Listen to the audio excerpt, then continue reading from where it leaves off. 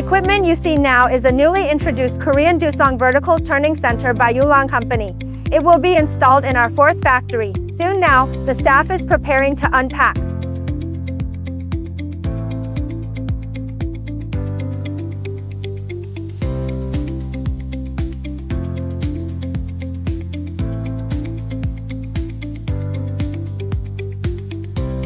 This is Yulong's newly introduced Korean Doosan horizontal machining center.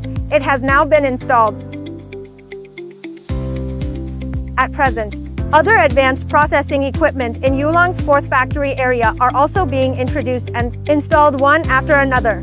We believe that with the blessing of these devices, Yulong's processing strength will be enhanced. Again, product quality will be raised to a new level.